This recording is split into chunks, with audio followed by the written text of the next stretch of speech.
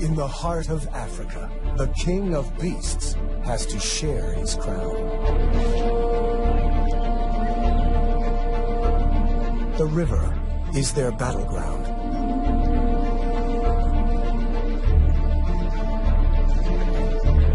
This is a turf war between lions and hippos. Two of the biggest killers. Two powers heading for a showdown.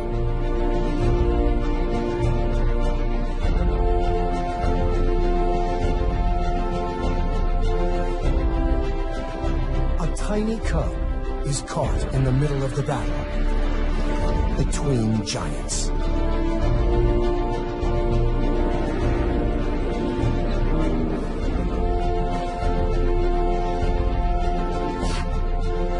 On the banks of a dwindling river is an extraordinary drama where deadly force meets lethal power.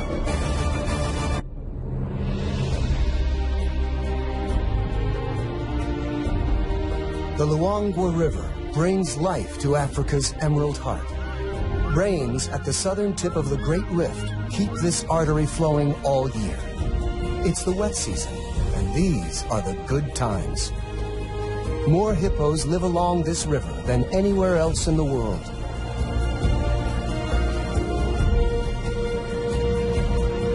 For a family of lions, the wet season brings the ultimate luxury: sleep.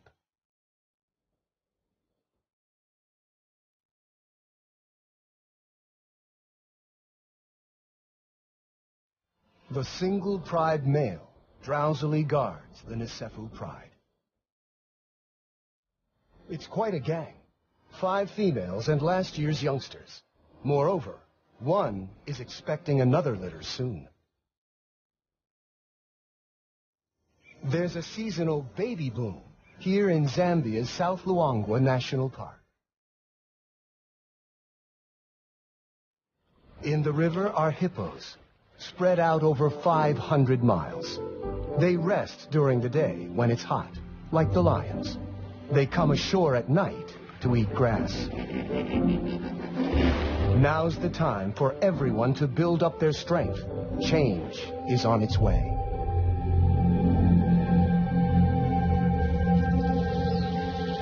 The Emerald Days are about to end.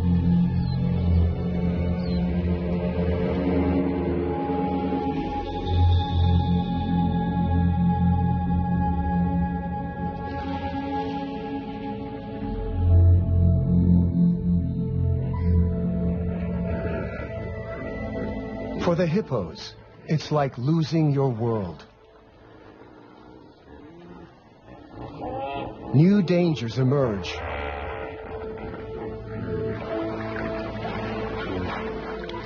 From up and down the river, hippos try to find deep pools. One spot is ideal, if you can ignore the lions. Hot and stressed, the hippos arrive. Soon, over 50 hippos have piled in. But this pool already has an owner, a dominant hippo, a beachmaster. The newcomers slip in as quietly as they can.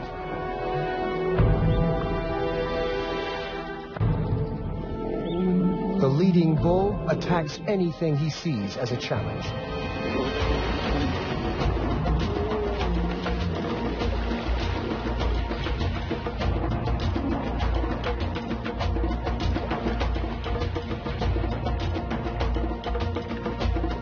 Hippos are very powerful and dangerous. They're vegetarians, yet they kill many more people than lions. Hidden in the bushes along the bank, one of the lionesses has 2 small cubs, a male and female, 4 weeks old. She moves hiding spots every few days. It's vital the cubs remain secret. Even the baboons would give them away. She must be careful.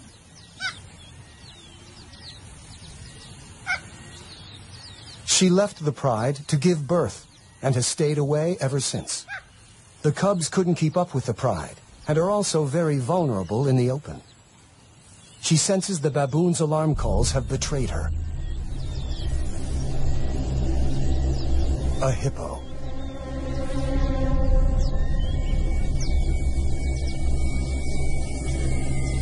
She could probably win a fight here. She knows the lay of the land. The spectators make a swift exit.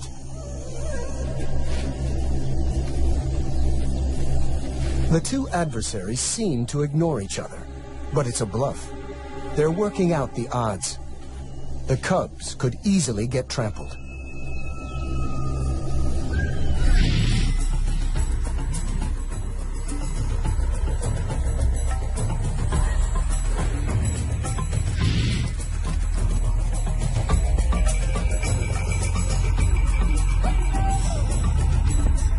The hippos win the first battle. 1 point to the giants. The cubs are old enough to travel with her, and she takes them down to the river. This is the heart of the battlefield. Life is concentrated here. And it's home to some of Africa's most precious youngsters. A hippo mother, like a lioness, will guard her calf with her life. The calves in the water, the cubs on the beach, have so much to learn. Already he has an instinct to hunt and a fear of grunting hippos.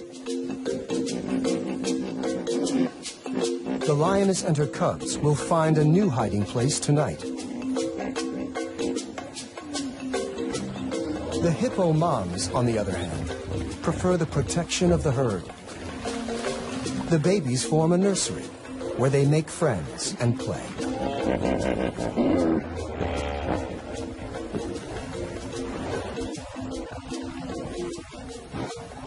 The dominant bull protects them from outsiders, but the risk is they might get caught up in the fight. Another aggressive bull hippo has just arrived. The beachmaster responds. Whoever wins will control the river and dozens of females.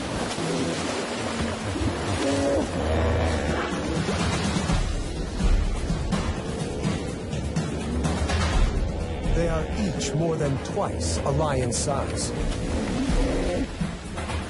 Their tempers twice as bad. To win means the chance to father a dynasty, a generation of young.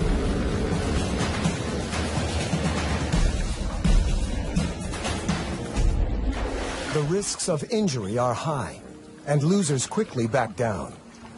But as the season progresses, the fights will get more deadly.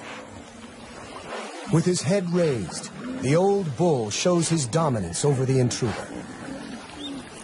The bachelor retreats to the edge of the pool.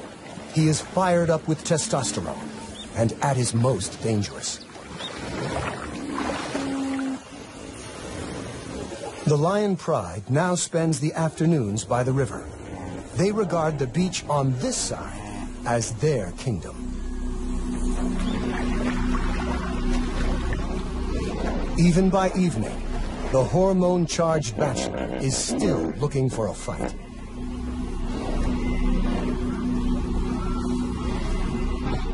The frustrated hippo takes it out on some of our pride.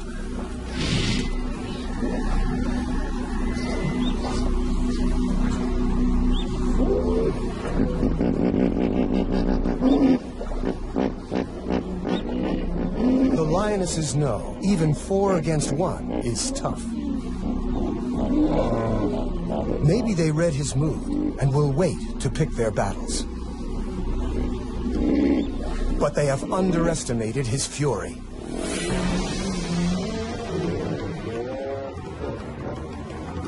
The giants beat the cats again, 2-0. These showdowns are all about bluff and posturing. These lions and hippos have grown up playing this game. Last year's cubs are learning the rules and the risks. There are even bigger dangers on the far bank. The Luangwa River is the edge of the Nsefu Pride's territory. The other side belongs to two brothers. They have already killed several rivals and cubs along their waterfront. If not for the river, guarded by hippos, our pride would be in serious danger. With each day, the water levels drop. As the river becomes the focus of life, the pride is hanging out on the bank more often.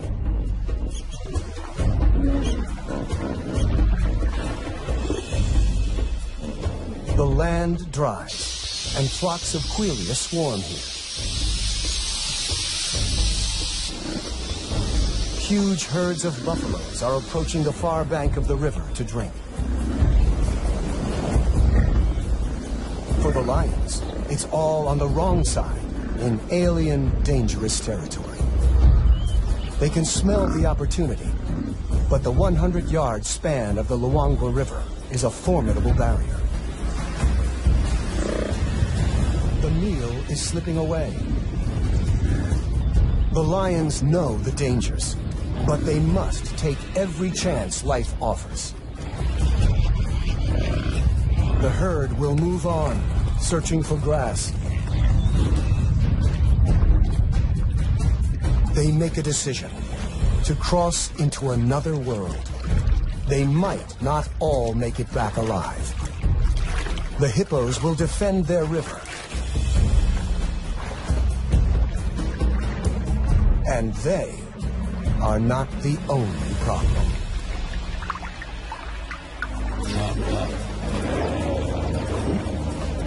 The hippos stampede in panic. The boldness of the pride may have confused them into backing down. A victory for the cats. Even the crocs hold back. A youngster is excited, but now is not the time to play. His mother knows the risks.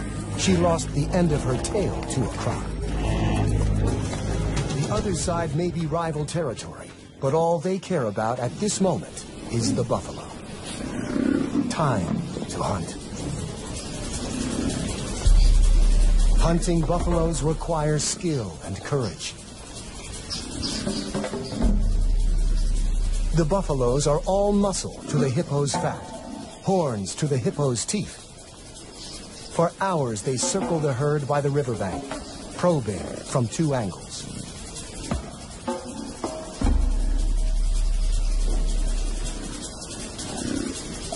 They finally make their move. The buffaloes respond with a counterattack.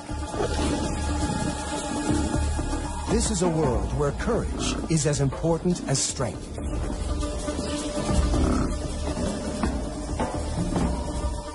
The lions retreat. They head to the river to cross back. Defeated by the buffaloes, they seem much less willing to face the hippos.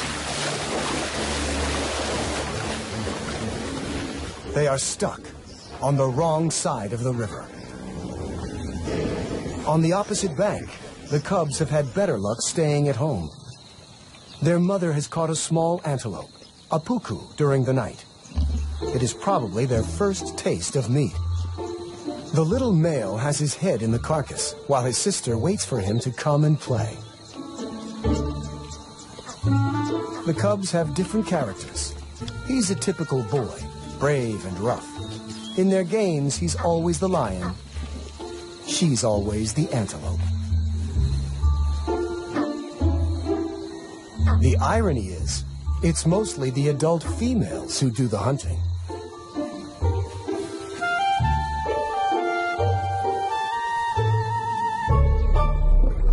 Suddenly, their mother growls a warning. They are not alone. An unknown lone lioness, an outsider with no pride, is desperate for food. The cubs don't know what to do. The nomadic female charges in. The mother refuses to back down. She needs every bit of food to provide milk for the cubs. Briefly, they share, and the cubs comfort each other. But soon, the struggle for food turns into a tug of war.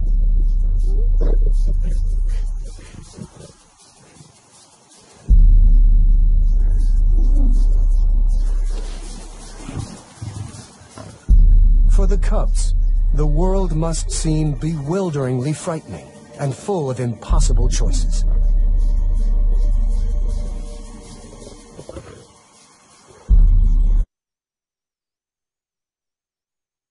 The mother decides to abandon the kill and see to the safety of her cubs.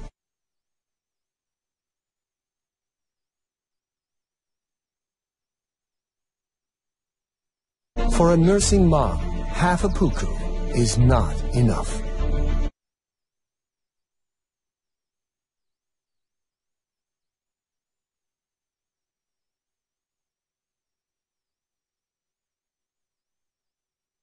The little female is the more nervous of the two cubs, taking in every new sound.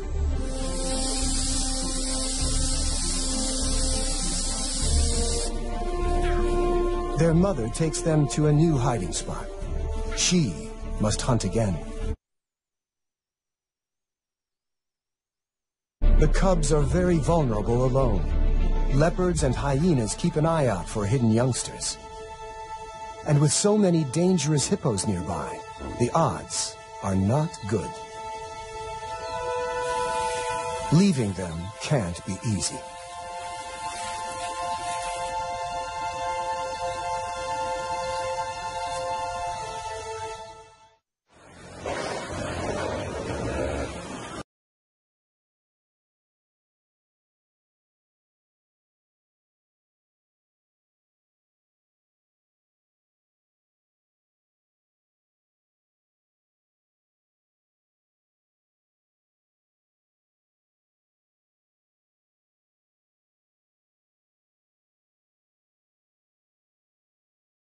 Hippos continue to arrive. The newcomers cause dangerous turmoil. Every mother has her problems. The lion Pride is still stuck on the wrong side of the river.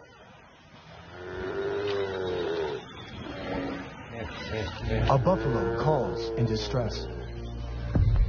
The muddy banks are a death trap for a heavy buffalo.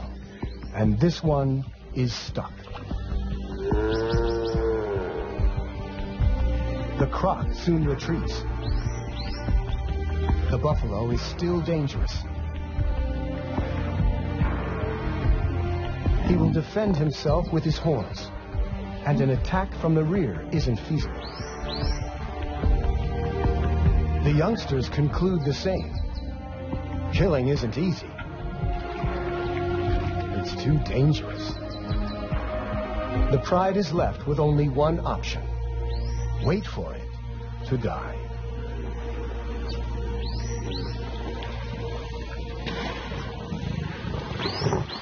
Overnight, the inevitable has happened. Before dawn, they managed to drag it out of the water.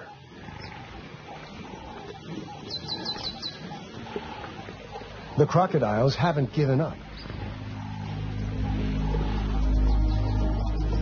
The lions chase off everyone they can.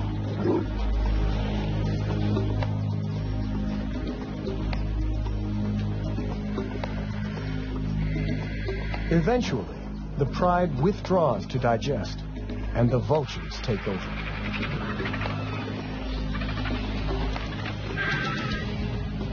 One of the youngsters, in spite of his full belly, wants to defend the carcass. He was a cub last year, and in human terms is like a teenager. He's learning when to be brave and when to give up.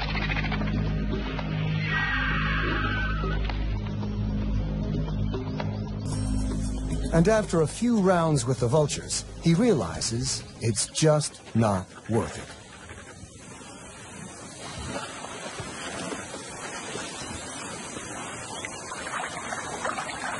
Meanwhile, the mother lioness has spotted the vultures, and she sees her pride on the wrong side of the river, and with a kill.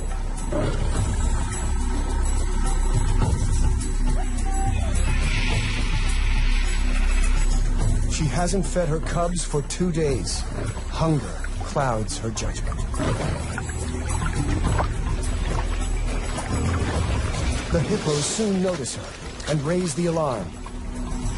The combination of food and seeing her extended family spurs her on.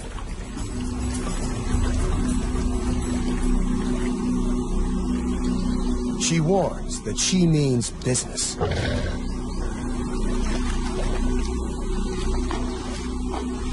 It's the second time the giants have backed down, and the score is now even.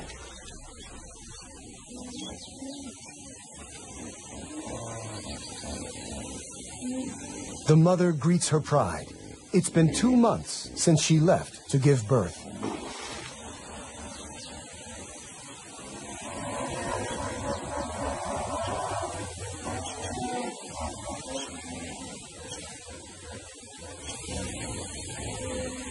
She heads for the carcass.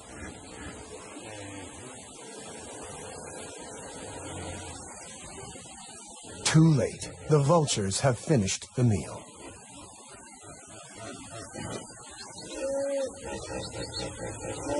Hungry and frustrated, she makes her big mistake. She sets off to hunt by herself on the wrong side of the river.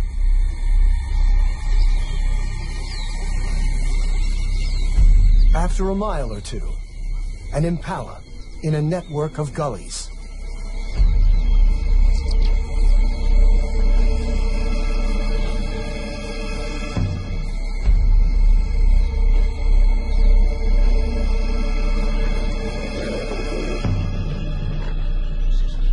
The impala never saw her coming. At last, she has finally made a kill. But her cubs are on the other side of the river, and she is raiding someone else's hunting ground. She's being watched by 2 territorial males who won't hesitate to kill intruders.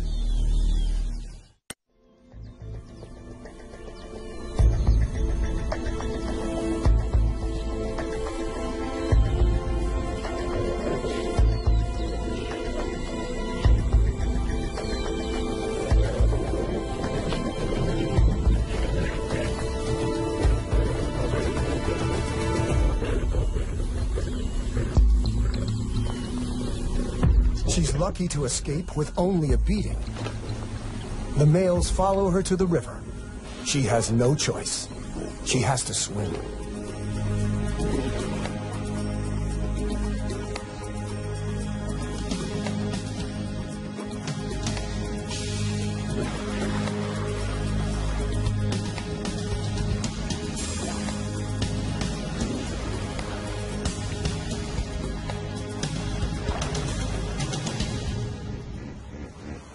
The croc very nearly got her.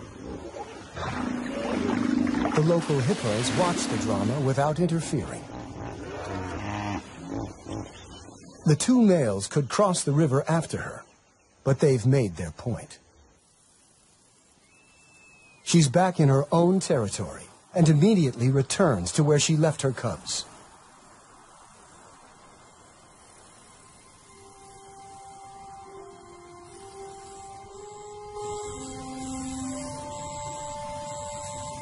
They're not there.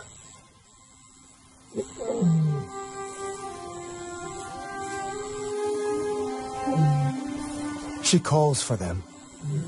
There's no response. All she can do is search.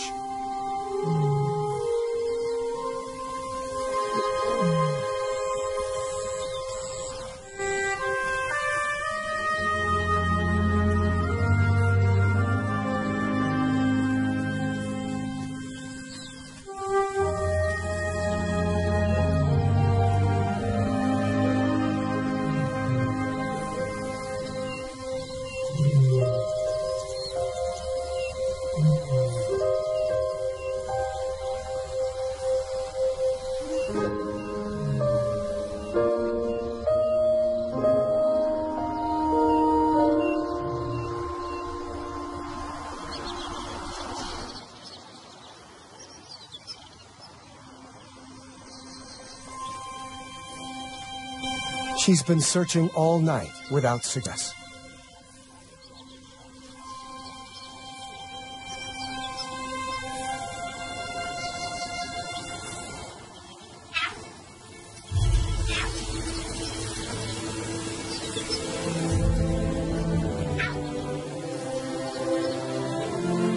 It's the little female, but no sign of her brother. To find one alone is bad news. She continues to search, but in vain.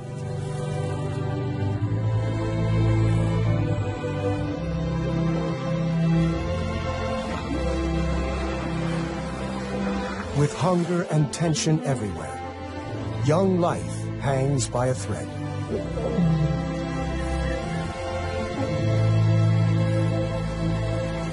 The hippos return later each day from their nightly foraging. They're having to travel farther. The Pride, a few miles down the river, find this intrusion onto their beach a serious threat.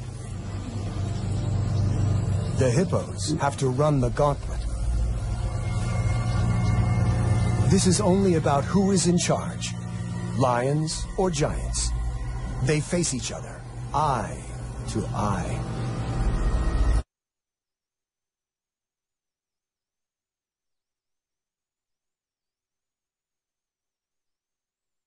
They could ignore one another, but they seem to want each other to know who is boss.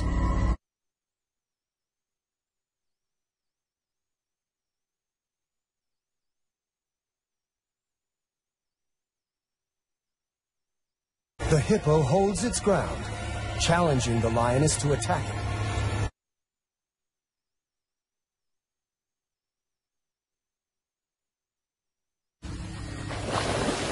A small psychological victory, perhaps, for the hippo.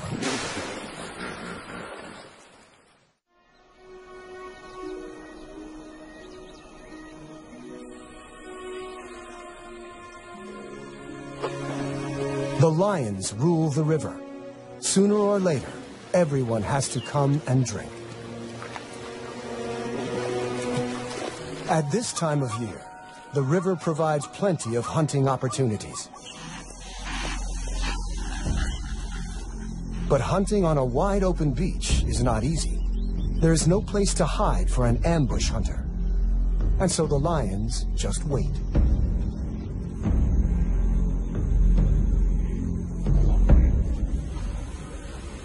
If you can bear it, there's an opportunity now. The camouflage of heat.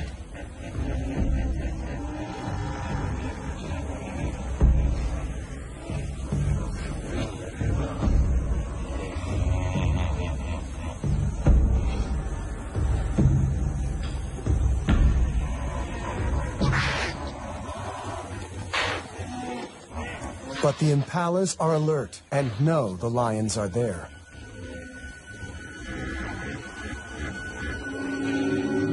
The hippos, too, are getting accustomed to the lions. Maybe curiosity drew this young one so close to the Pride.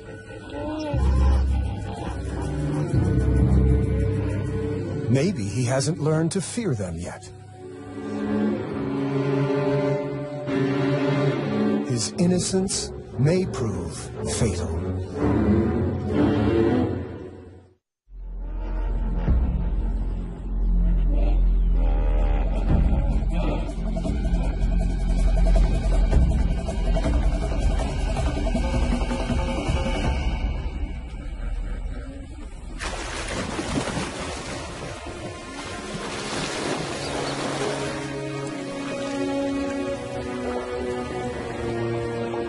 The cat has taught the little giant a lesson that will last long after the claw marks have healed.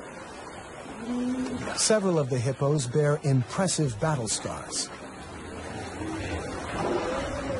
The Luangwa keeps flowing, and somehow the hippos are finding enough food. Bachelor bulls are again challenging the dominant hippo. The big beachmaster displays. Splattering dung means, I'm the boss. The chomping jaw means, Not now that I'm here. The calves are curious and gather to watch.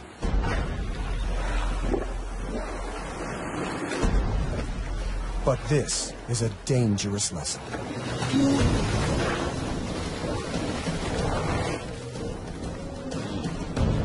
The resident has the advantage, but this opponent is stronger than he is.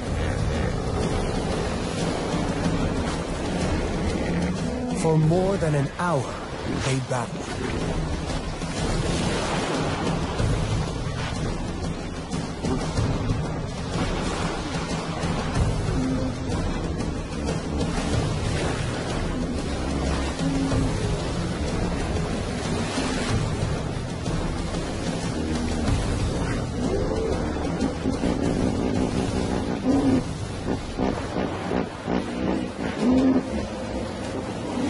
In the end, the resident bull wins the fight.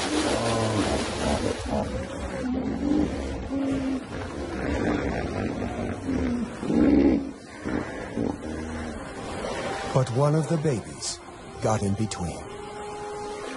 The mother couldn't protect her calf from the two fighting giants.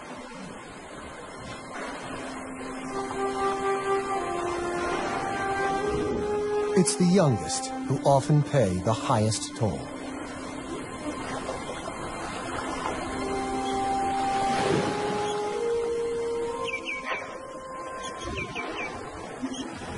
The lions are the only winners this time.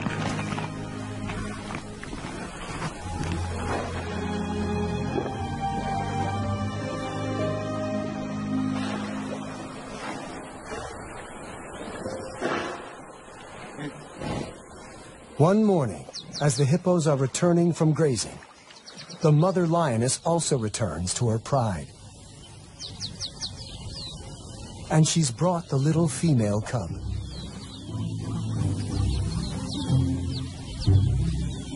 Getting to know everyone will take some time.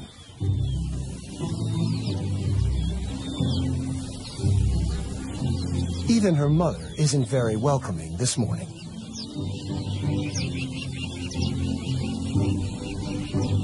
There are aunts to meet, and older cousins. Now that her brother is gone, there are no other cubs her own age.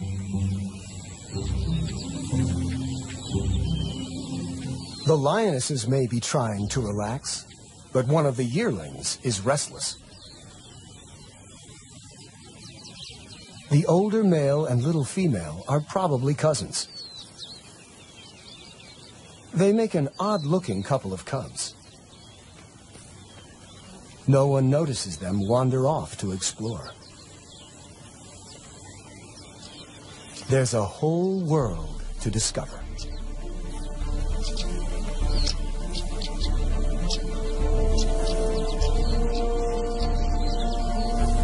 The cubs cause a bit of a stir, though they are both far too young to be any danger.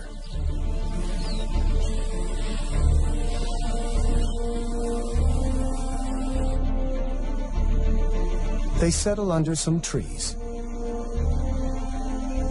where a herd of gentler giants appears.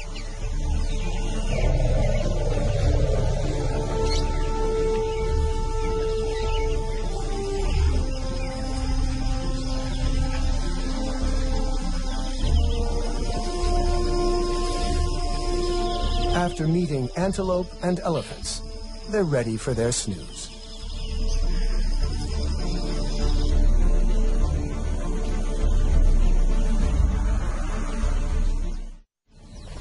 Back with the pride, a lioness has woken, but she's not noticed the missing cubs.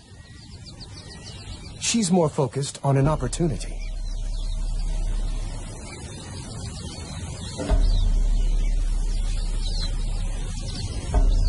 It's a small herd of kudu bulls, one of the strongest antelopes in Africa.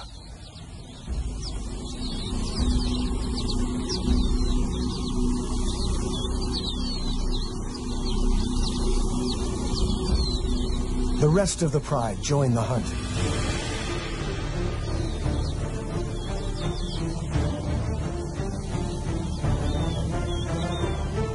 A second lioness heads for the gullies to work her way around the kudu without being seen.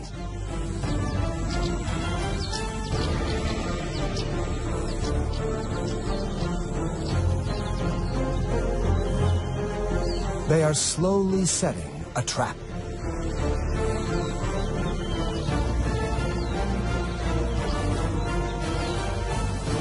The alarm is raised by the impala, and the kudu spot the main attack.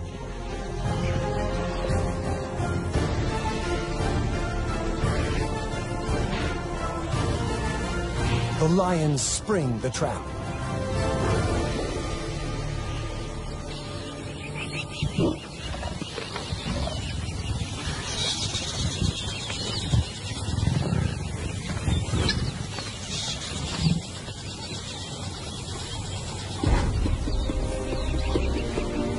The rest of the pride joins the feast.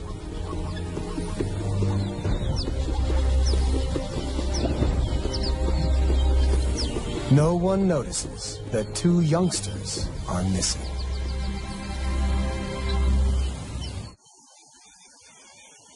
When the cubs wake up, they realize they have lost the pride.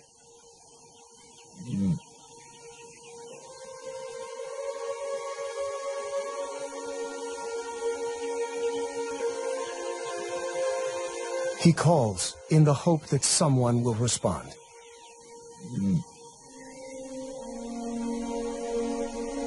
They need to find the pride before it gets too dark, and the hippos emerge to feed. Too late.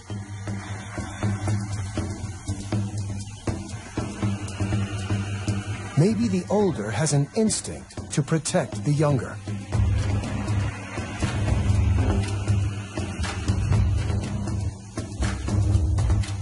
He is about to do something very brave.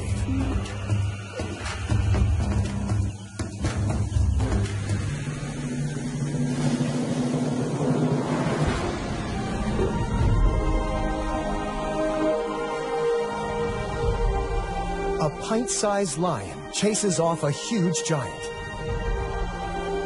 An unlikely victory. Lions are the only social cats.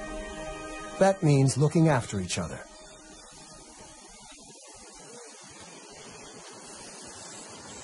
The two young lions arrive at the river. It's the best place to wait for the pride to turn up.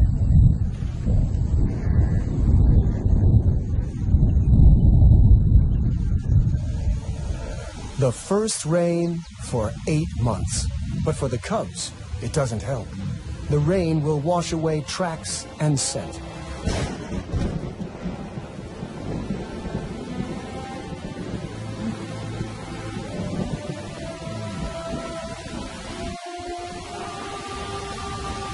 They're both too young to catch food and will starve, though it's more likely that hippos or large predators will find them first.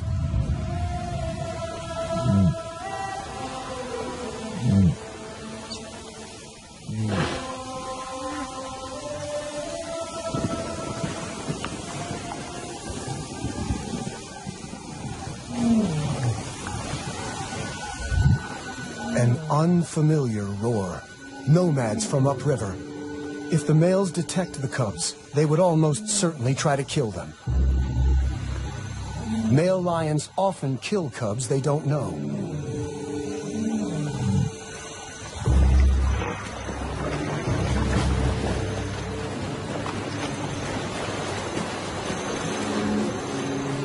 But today, the cubs have an unlikely ally.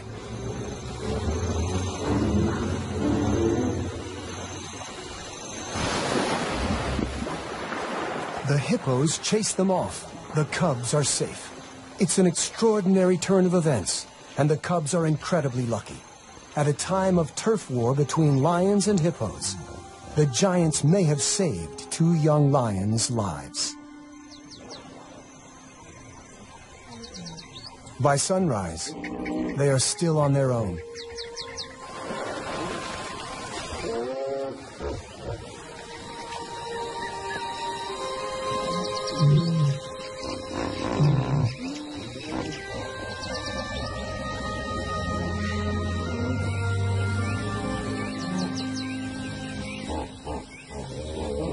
Another call. This time, it's familiar. The little cub's mother.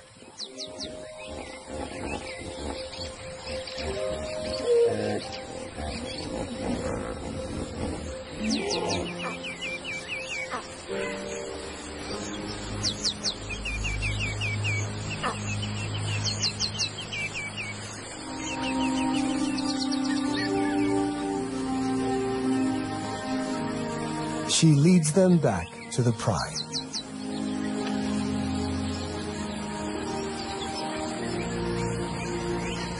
After 8 months of dry season, the rains transform the landscape.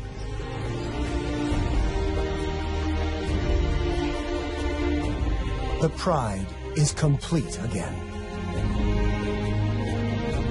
The cub finally gets her breakfast. The elder cub joins the other yearlings. Both have survived the dry season. It's a season that saw rulers fight and mothers lose young on both sides. There were many casualties. Where their kingdoms merged, conflicts arose and grew. The animals changed, scarred by the battles. Now all go their separate ways.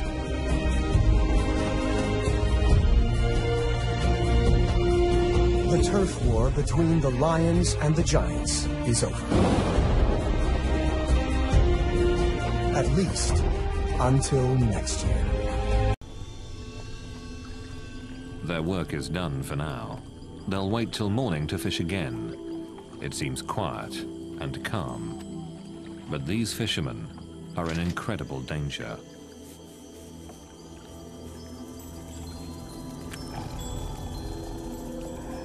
From the forest, they're being stalked by the deadliest tiger in the world. A tiger that can strike from land or water and kill in an instant.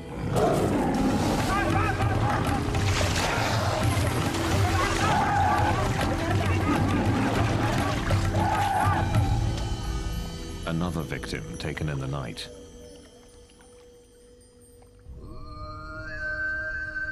The tigers live here in the Sundarbans, gnarled fingers of thick mangrove swamp that stretch out into the Bay of Bengal.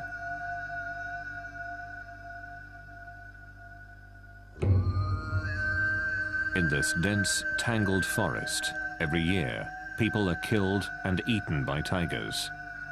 These tiny islands at the mouth of the Ganges River are separated by twisting ribbons of water.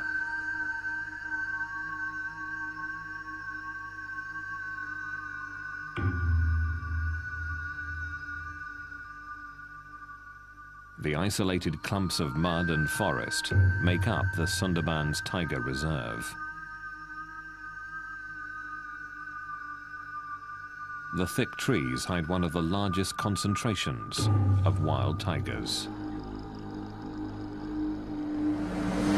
But there's something else that sets these animals apart, and the tigers that live here hunt, kill, and eat humans.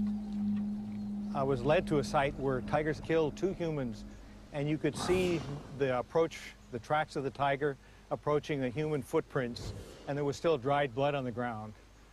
It makes you kind of look around and really reflect that when you're in a place like this, humans aren't dominant. The people of this region live on the edges of the tiger reserve in small villages.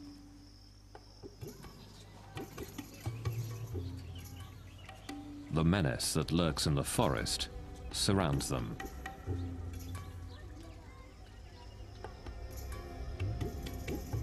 It is a hard life here.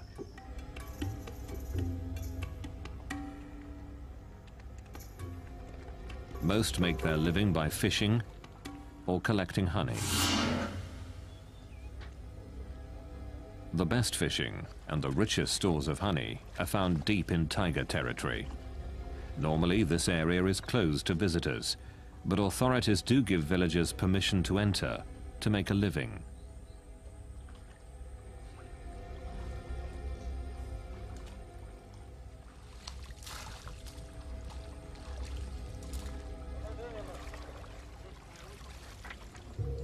It's here that the tiger attacks occur.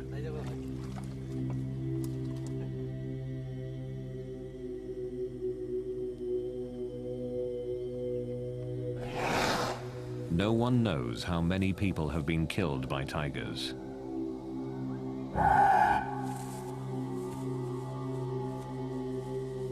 Many deaths aren't reported.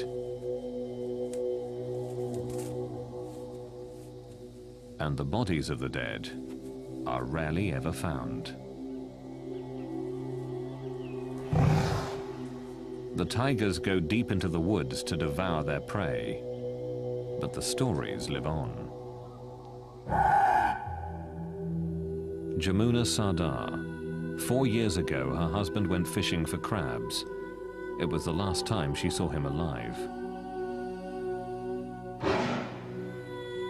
Sunil Mondal tried to wrench his son from the mouth of a tiger. He failed, and now his son's wife, his son's family, his son's daughter are all left behind.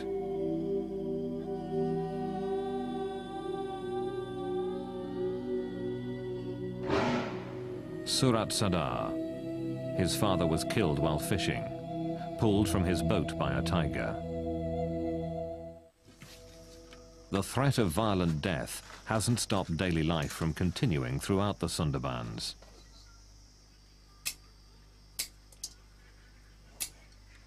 Every day, Kamala Mondal can be found at her small village store.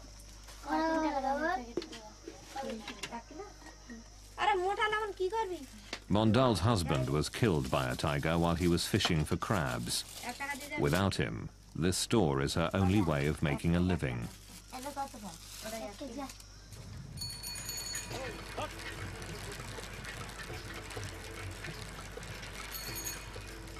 Sudeshna Day is a doctor who works in many of these villages.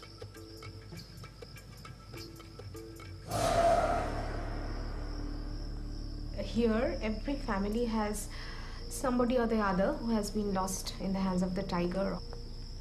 And mostly what the tiger does is he attacks from the right side and from behind. So we mostly have neck injuries, hand injuries, and right-sided scalp injuries.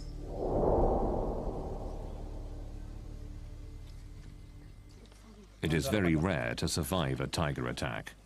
Ashit Mondal is one of the few who have.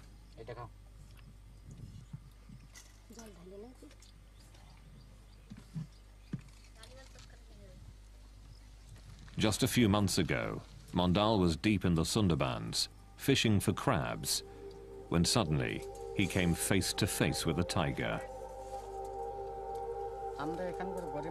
We're very poor here. We fish for our livelihood.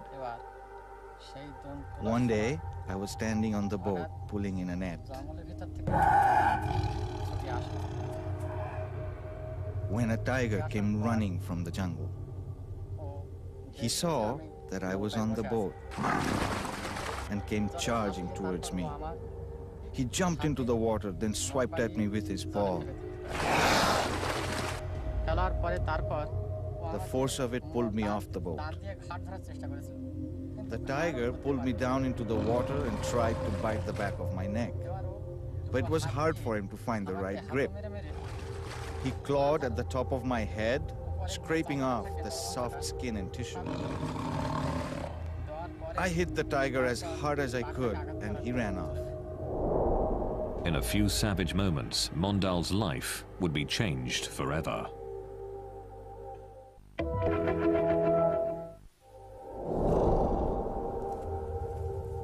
A tiger's enormous forepaws can shatter bones.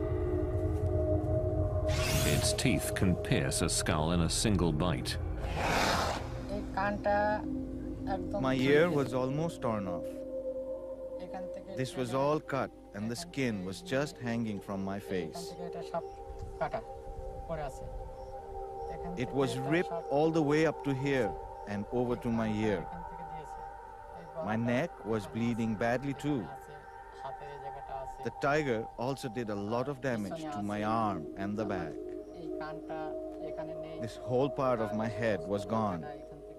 It's not healed yet. It's still an open wound. Mondal's survival makes his story unusual. But the fact that he was attacked in the first place makes him just another in the long line of victims. And I've often seen tigers in the wild, followed them on the road, and really haven't had a fear. But I'd have to say that if I met a tiger in the Sundarbans, I think I'd be worried. What has made the tigers of the Sundarbans so bold? What has turned them into man-eaters?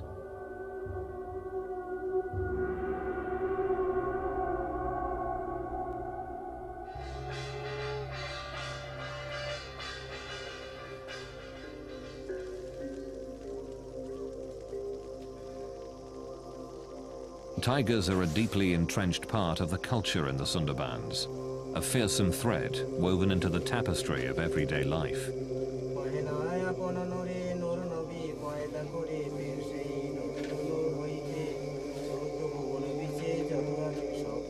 People who live here believe a constellation of supernatural forces guides and shapes their lives.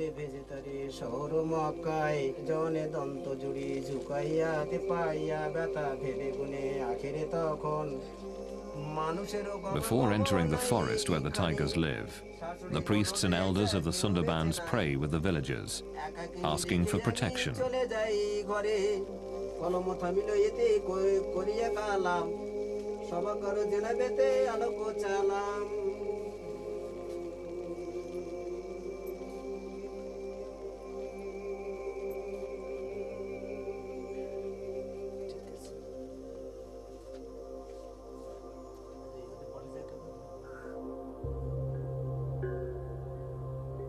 It is said, without the god's blessing, a tiger attack is virtually assured.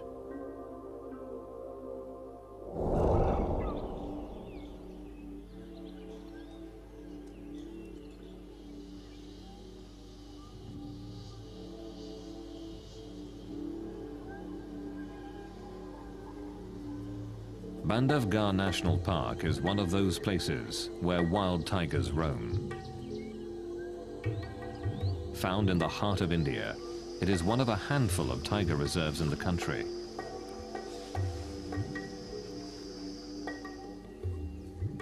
It has a rich history.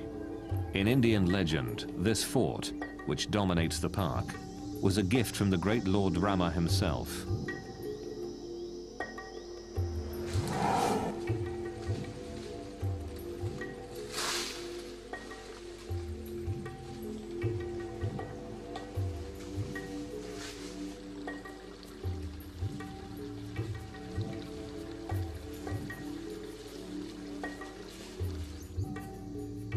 Bandhavgarh has become a favorite tourist destination.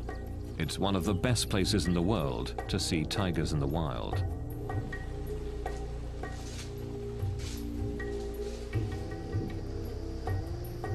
These are Royal Bengal tigers, the same type of tiger that lives in the Sundarbans. And like the Sundarbans, this is certainly not a zoo. The tigers here track and hunt their own food.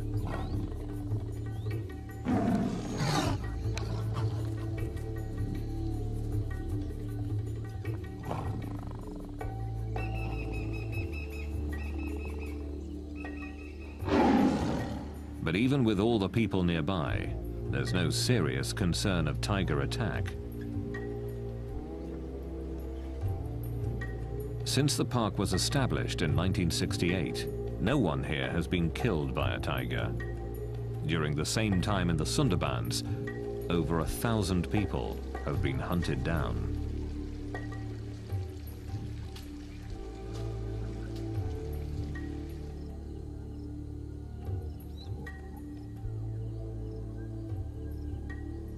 The classical image of the man-eating tiger is that man-eaters were an exception, and they were old, and they were injured, sick, and they couldn't kill game or livestock.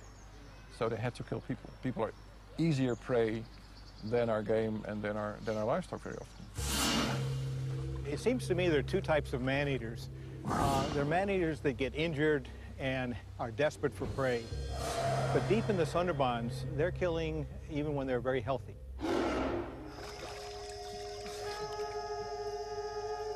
living in the shadow of the man-eating tigers is part of daily life in the Sundarbans.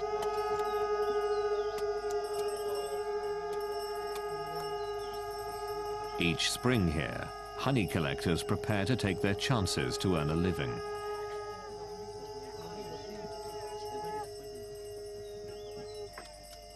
The danger of entering the forest makes this a solemn occasion.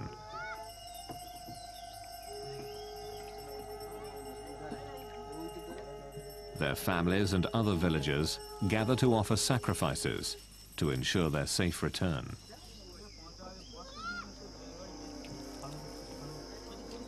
But even with the permission of the park rangers and the blessing of the local priests, men from these villages enter the forest, never to return.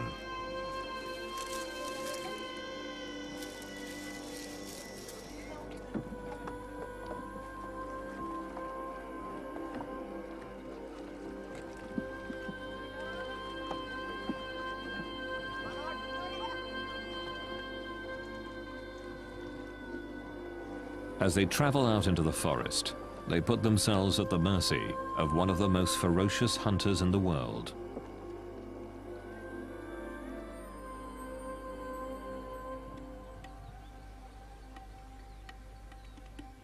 The murky waters, muddy banks, and thick swamps of the Sundarbans make it almost impossible to see the tigers here. Very few researchers have braved the hostile environment.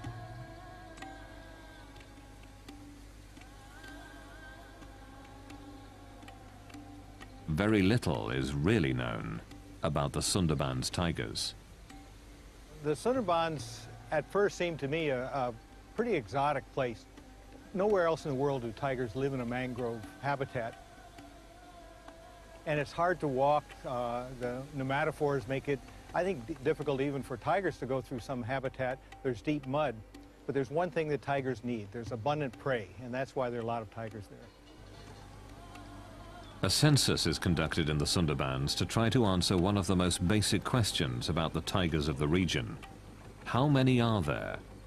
The census takers are forest guards who search the muddy banks of this area for tiger tracks.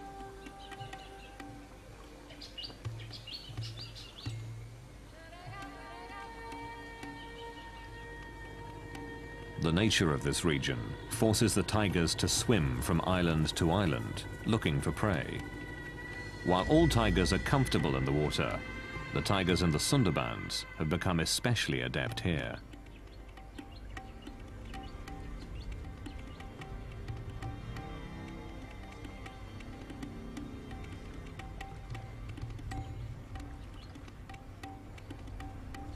This rare footage captures one of these tigers in the act. Seeing a tiger in deep water can be the last thing a fisherman here ever sees.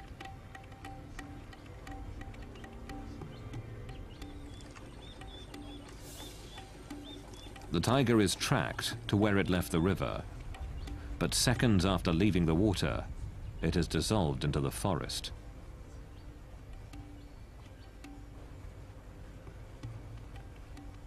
The dense wall of green can easily hide a killer.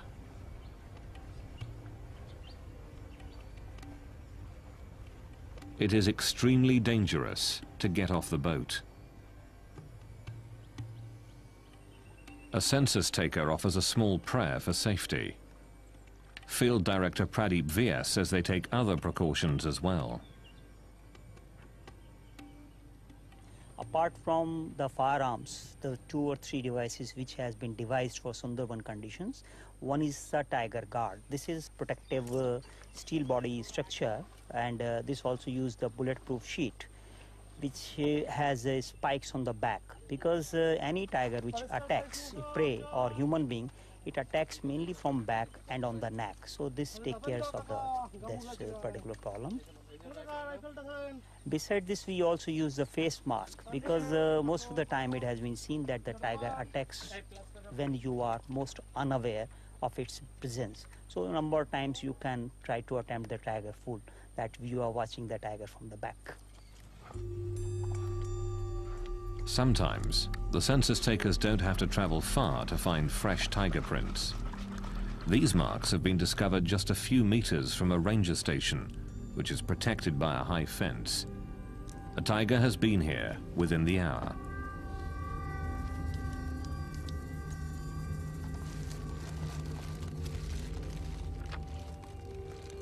While some work quickly to gather the print, the others keep watch on the forest.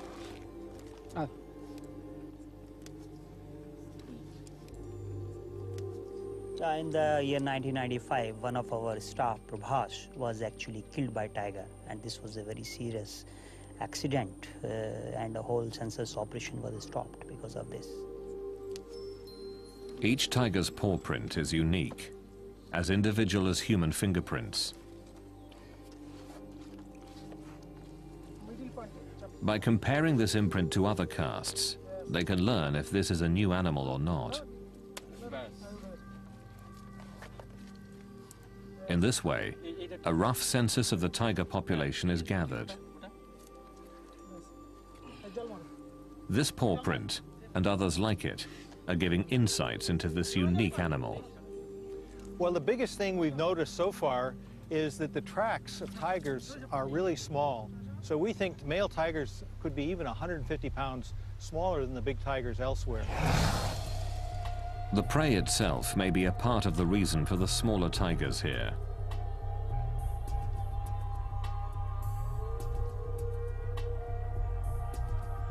The largest animals tigers eat in the Sundarbans are about a quarter of the size of tiger prey available in the rest of India.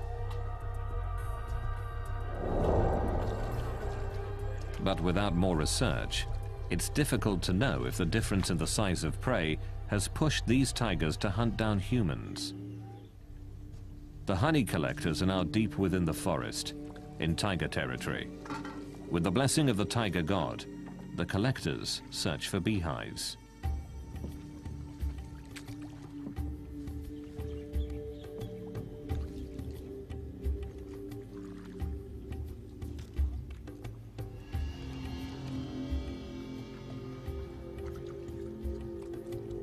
The tigers can be anywhere.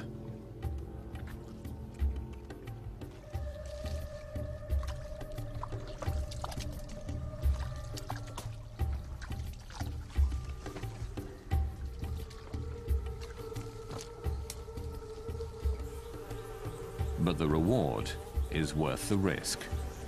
This is what the honey collectors have searched for: hives dripping with bees and honey.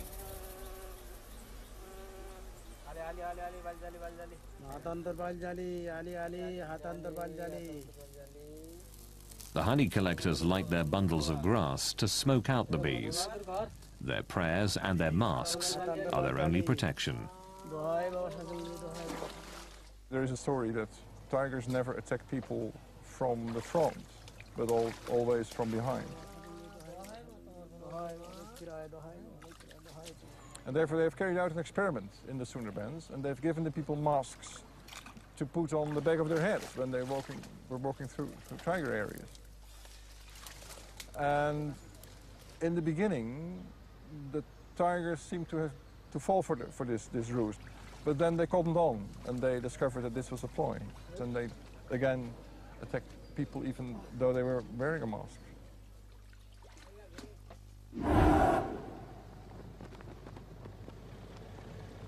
There is one part of the Sundarbans that has been closed off to people. It's known as the core zone.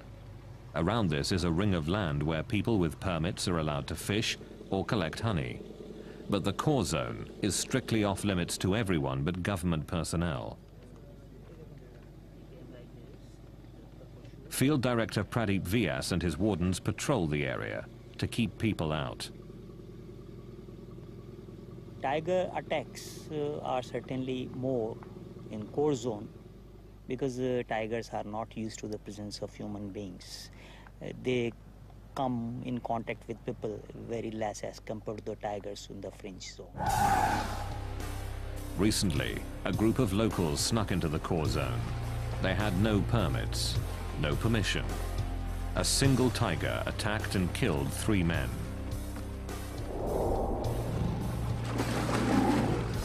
Vyas and the others were shocked by the attack. Normally, a tiger will only kill one person, then devour their body. Vyas believes the attack shows how little we know about these ferocious animals. In my opinion, tiger understand human behavior very well, though we have yet to understand the behavior of tiger. With so little known about the tigers here, it's difficult to determine why the attacks occur.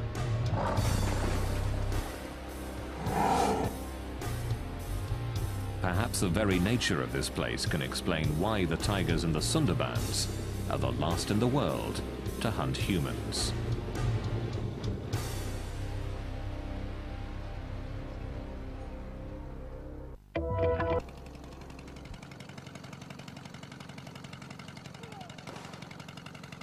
The Sundarbans is one of the most dangerous places in the world. Tigers regularly hunt and eat humans.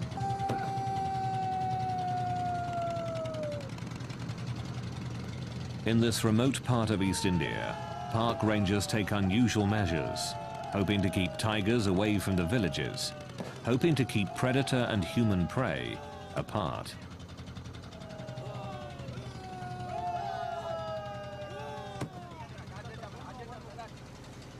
Whether this noisy attempt at animal control works is unknown.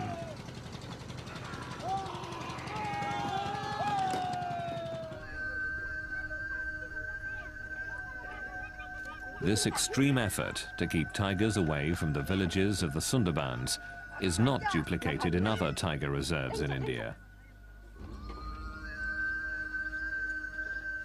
Here at Bandhavgarh National Park, villagers ring the tiger reserve, just as they do in the Sundarbans. But no one can remember the last time someone was killed by a tiger.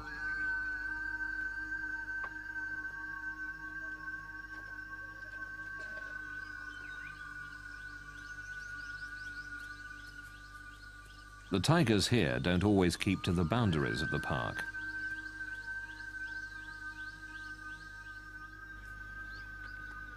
They regularly enter this village in search of prey, but strangely, have never attacked people.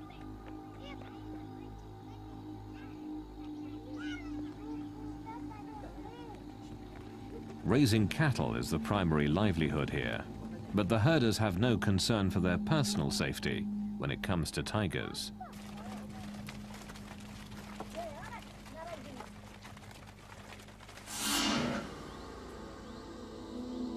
This tiger, B2, is the best-known cattle killer in Bandhavgarh. He leaves the park frequently in search of easy prey, but even though he often travels near the villages and comes very close to people, he has never attacked anyone.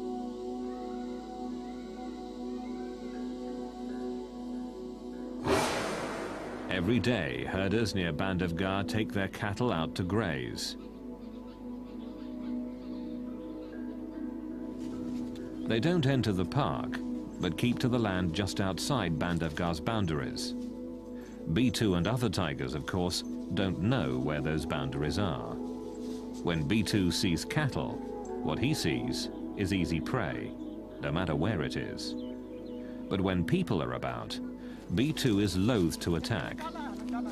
People make him wary. People keep him at bay.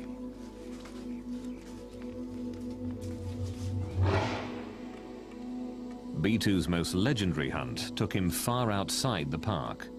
There he killed a large cow and dragged it back towards his territory. In a display of amazing strength, he threw the animal over a fence before feeding on it for 2 days. But B2 has never hunted people. His size, strength, and quickness is superior to any human, but he has never attacked.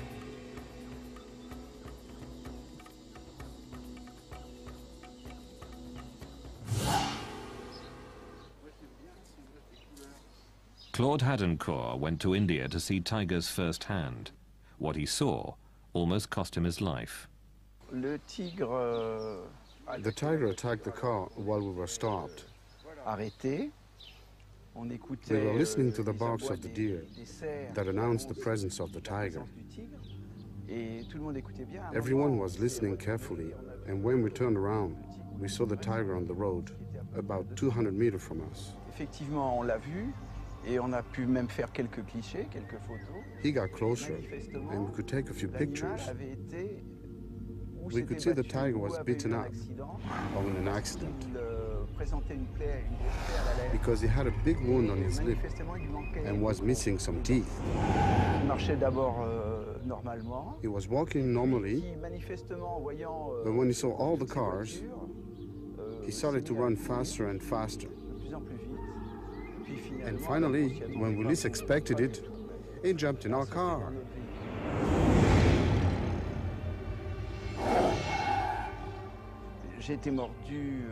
I was bitten on the arm and on the hand.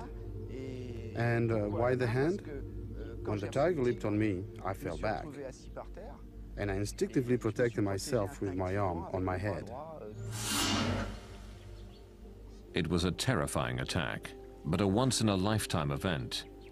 In the Sundarbans, though, the tigers hunt and kill humans regularly. We are in the jungle, fishing, and we are looking for firewood to cook with. In the forest, I saw a tiger lying down. Then it suddenly jumped on my brother. The tiger ran off with my brother in his mouth. I followed him with my axe. And as I ran, I thought, what will I say to my mother or my brother's wife if I go back home without him? I decided to kill the tiger and bring back my brother. I kept running and was able to hit the tiger with my axe. The tiger dropped my brother and ran away. I picked up my brother and tried to bandage his head. I screamed for help, but nobody came.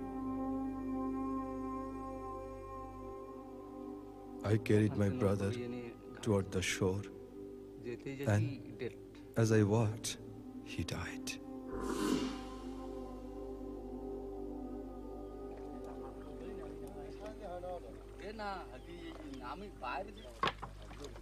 Why do these attacks continue? It's difficult to know what separates the tigers of the Sundarbans from those everywhere else in the world. There are several theories, but little hard proof.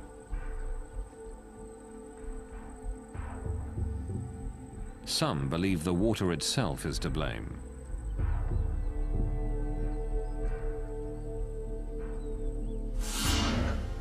Because the Sundarbans rest on the Bay of Bengal, the salt content of the water is quite high. Typically, tigers live inland and drink from freshwater lakes or streams. Here, tigers drink the salt water. And some believe that a constant diet of salt water has injured the tigers, putting them in constant discomfort. This pain, it's thought, has made them more aggressive.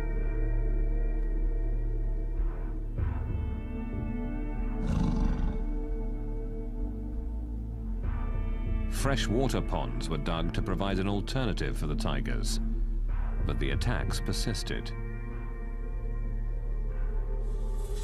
While an intriguing notion, there has never been proof that the high salt content is behind the attacks on people. Another theory is also tightly bound to the waters here. Understanding the tides is crucial to fishing in the Sundarbans.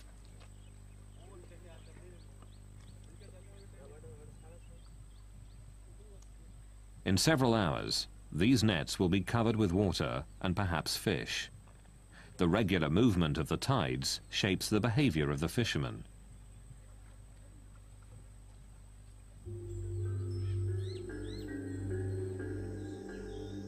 And some who study the tigers of the Sundarbans believe that tides may also make these animals unusually aggressive. Another thing that's really difficult in the Sundarbans, And it's a problem for tigers in that most of the area floods tidally twice a day. And then in the neap tides, the really high tides, almost all of the Sundarbans is flooded. And we really wonder where tigers den. They may have a problem finding a dry spot to den.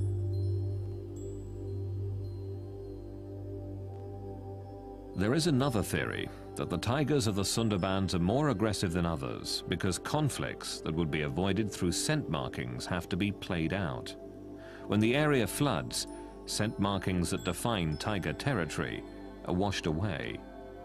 Aggression then becomes the only way to defend the territory.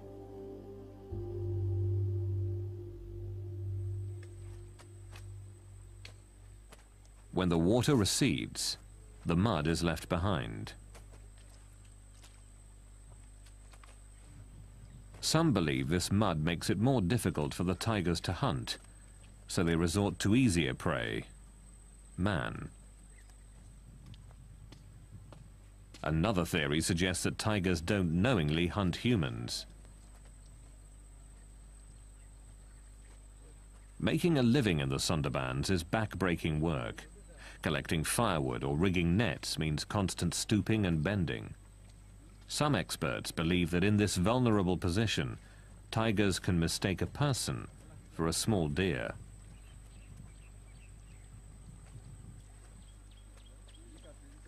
Once a tiger has mistakenly killed a human in this fashion, it is believed that the animal develops a taste for people and is more likely to kill again.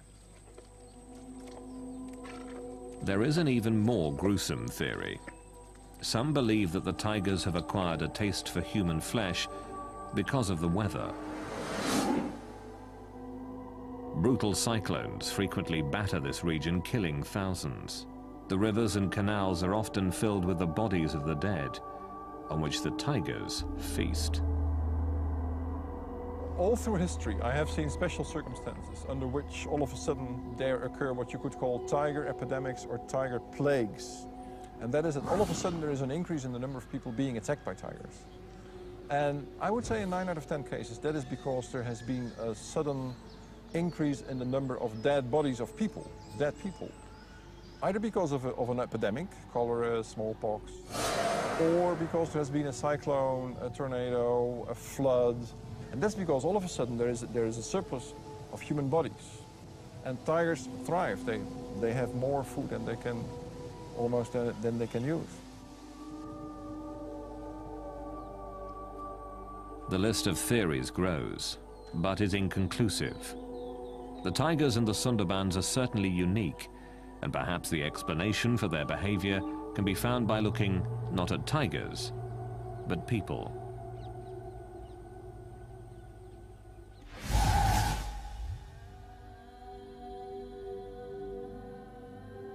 Through the late 1800s and early 1900s, tigers were hunted down ruthlessly throughout much of India.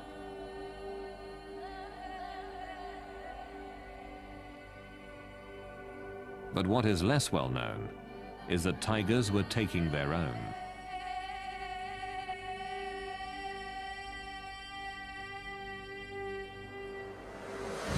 Nowadays, tiger attacks are rare. But if you go back even a century, or even less, 70 years, tiger attacks were quite normal.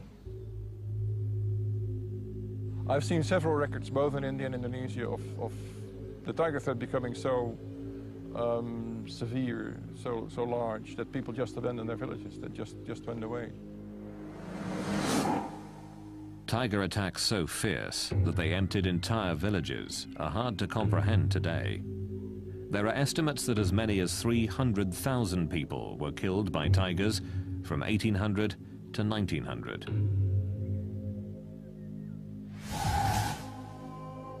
The answer was obvious.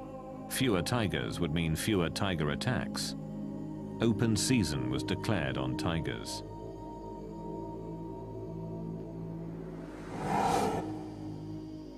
Closely studying this history challenges the belief that only sick or injured tigers have been man-eaters. If you read about tiger attacks in the early 19th century, in the 18th or 17th century, they were so frequent that it is impossible to explain such a frequency by assuming that only sick and injured tigers attack people. So I argue that before, let's say, 1850, if they had a chance, they would kill a person. Perfectly healthy tigers. Here in Bandhavgarh, healthy tigers don't hunt humans anymore. Boomgart believes that tigers can learn from history. Man-eating tigers in almost every part of India were hunted down and killed. The tigers that live in Bandhavgarh learned that fearing humans meant survival. But the massive tiger slaughter that occurred in this part of India did not happen in the Sundarbans. I think tigers across India have faced hunting pressures for a long time, and so they're much more wary of humans than the tigers in the Sundarbans. I don't think the tigers in the Sundarbans are afraid of people. The people don't seem to be carrying firearms, and the tigers know that. The remote and hostile nature of the Sundarbans protected tigers from hunting in the past, and it continues to protect them today. Even when they know that a tiger's a man-eater, if it lives in the middle of the Sundarbans, there's not much they can do about it. They can't really hunt it, and they don't. The dense maze of mangrove swamps allows these tigers to continue to hunt humans, as tigers all across India once did. From mother to cub, tigers here have passed on a taste for humans from generation to generation.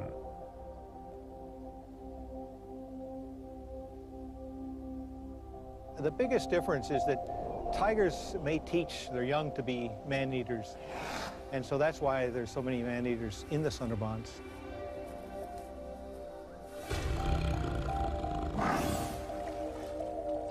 Not fearing humans, the tigers here keep hunting them, and the killing continues.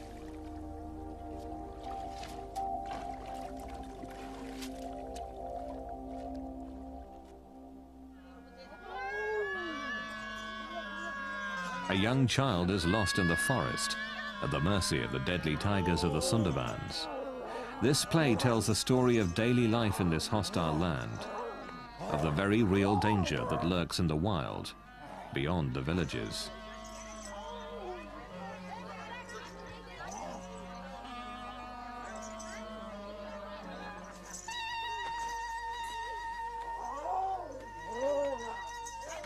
The people here believe that the tiger god, Daksin Ray, can kill if he is displeased. They believe he can read minds to gauge the amount of respect for him, that their survival depends on his happiness, or the intervention of another deity, Banbibi, the goddess of the forest.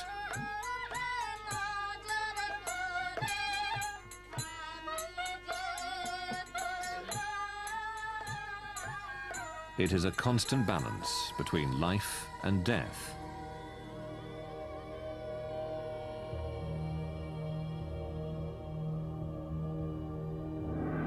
A balance the people here accept.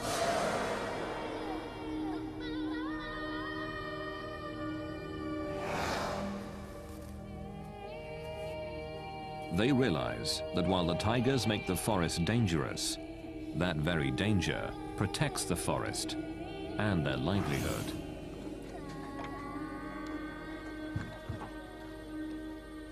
Most of the people in this zone are poor, and for their survival they have to go for fishing and other things. But they also admit that tigers' presence in this forest is essential for their own survival, because of these tigers, these mangrove forests are surviving.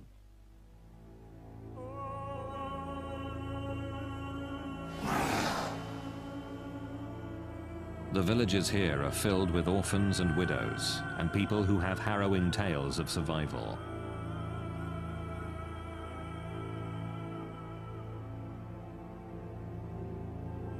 It is the reality of life in the Sundarbans.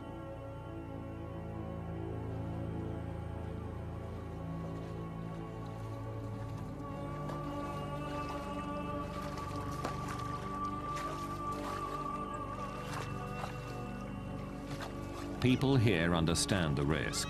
They understand that in the Sundarbans, humans are not the most dominant animal. That if a tiger decides to kill, it can and will.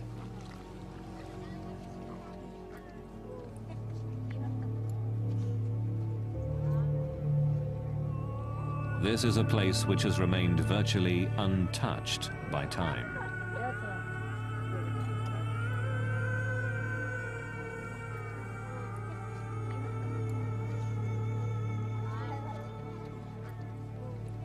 A place where tigers don't live in fear of people,